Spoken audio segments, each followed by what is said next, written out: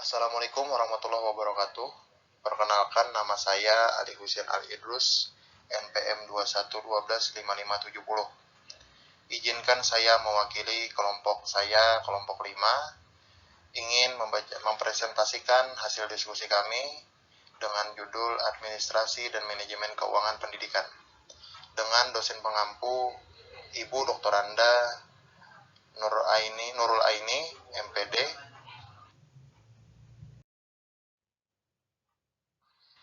dengan anggota kelompok sebagai berikut: Ali Husain Al-Idrus, NPM 21125570, Ahmad Baihaqi 21125567, Muhammad Molisin 21125614.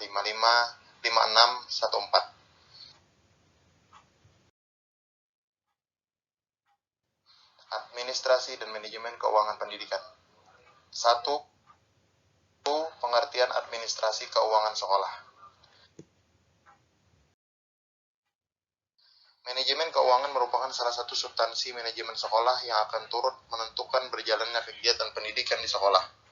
Kegiatan manajemen keuangan dilakukan melalui proses perencanaan, pengorganisasian, pengarahan, pekoordinasian, pengawasan, atau pengendalian.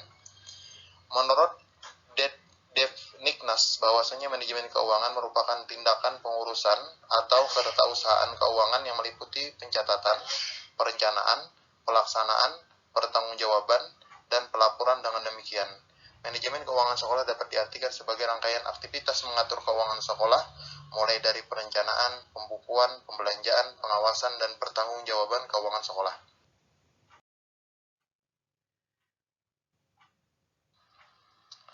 Administrasi dan Manajemen Keuangan Pendidikan.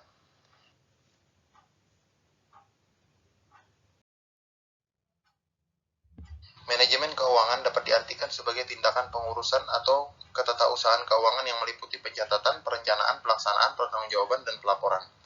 Sebagai suatu lembaga pendidikan, perlu ditingkatkan dan disesuaikan dengan kebutuhan dan perkembangan pembangunan di segala bidang, baik segi sarana dan prasarana pendidikan, fasilitas kerja, maupun kesejahteraan yang layak bagi seluruh tenaga pendidik.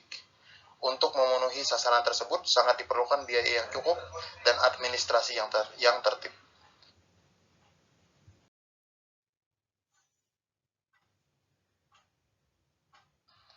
Tujuan manajemen keuangan: 1. Meningkatkan efektivitas dan efisiensi penggunaan keuangan sekolah. 2. Meningkatkan akuntabilitas dan transparansi keuangan sekolah. 3.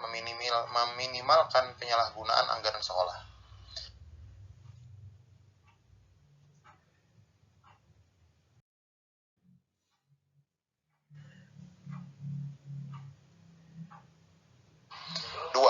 Pengelolaan administrasi keuangan sekolah.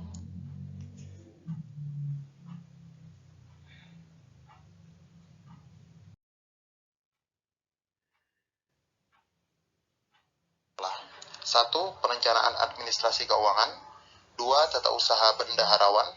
3. Organisasi dan koordinasi. 4. Pelaksanaan. 5. Pengawasan.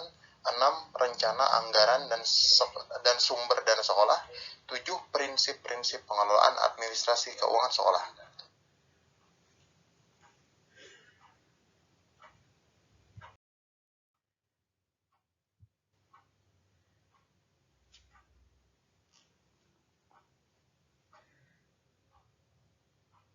Tiga, tujuan dan fungsi manajemen keuangan dan pembiayaan lembaga pendidikan.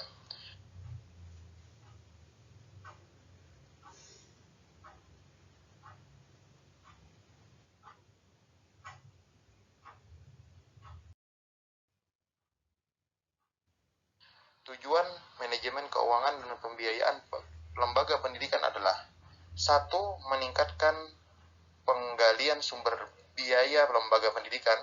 2. Menciptakan pengendalian yang tepat sumber keuangan organisasi pendidikan. 3. Meningkatkan efektivitas dan efisiensi penggunaan keuangan lembaga pendidikan. 4. Meningkatkan akuntabilitas transparansi keuangan lembaga pendidikan. 5.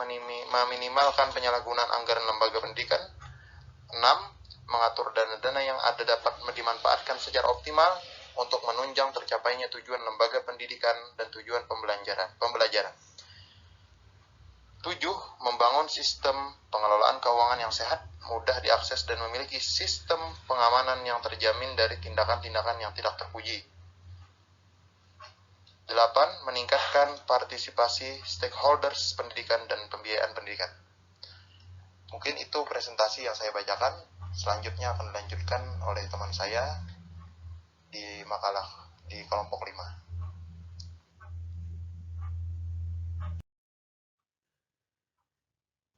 Baiklah, kali ini saya akan melanjutkan dari presentasi dari teman saya.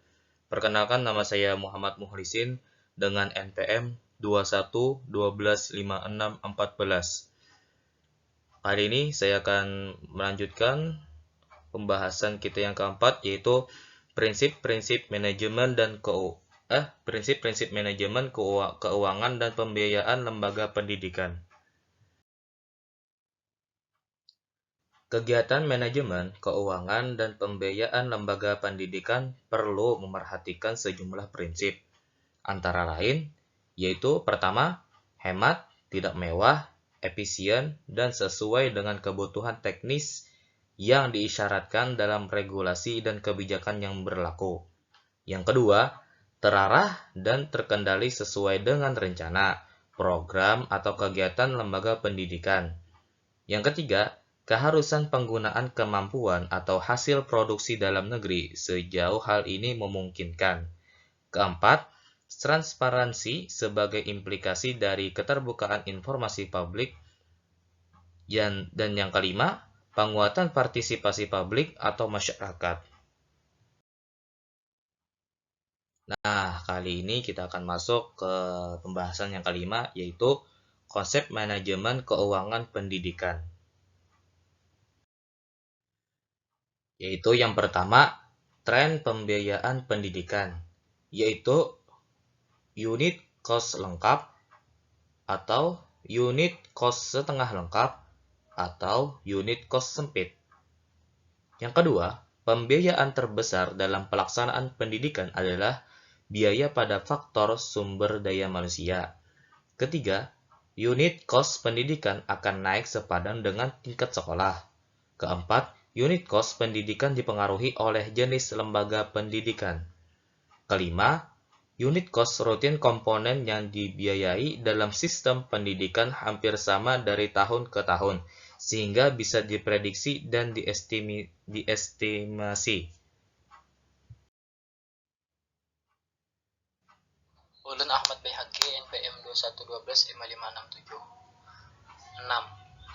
Konsep manajemen keuangan pendidikan. Manajemen keuangan pendidikan merupakan rangkaian aktivitas mengatur pengelola keuangan lembaga pendidikan, mulai dari perencanaan, pembukuan, pembelajaran, pengawasan, dan pertanggungjawaban keuangan lembaga pendidikan. Kegiatan inti yang ada dalam manajemen keuangan pendidikan bisa dikelompokkan dalam 3 hal, yaitu penyusun anggaran atau budgeting. Kedua, pembukuan atau accounting, dan ketiga, pemeriksaan atau auditing.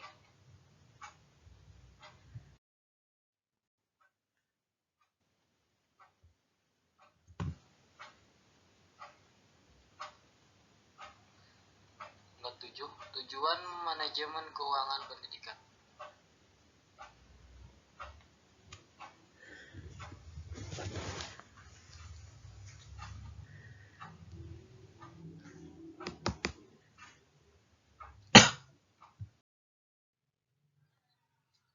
Tujuan manajemen keuangan pendidikan adalah untuk mewujudkan tertib administrasi keuangan di lembaga pendidikan dan bisa dipertanggungjawabkan berdasarkan ketentuan yang sudah digariskan mulai dari perundang-undangan, peraturan, instruksi, keputusan, dan kebijakan lainnya.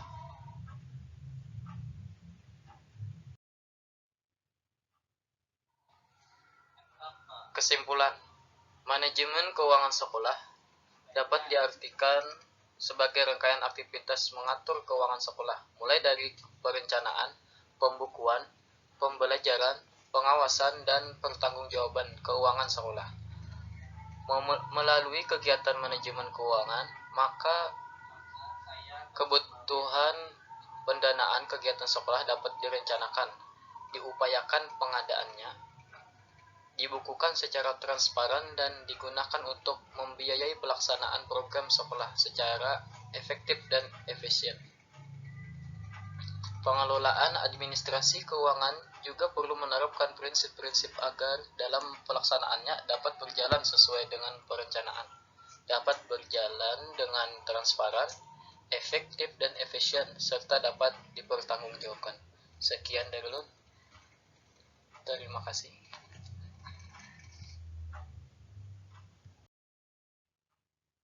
Baiklah, terima kasih kepada teman-teman sekalian telah mendengar hasil diskusi dari kami, yaitu kami dari kelompok 5. Mohon maaf jikalau ada kesalahan. Terima kasih.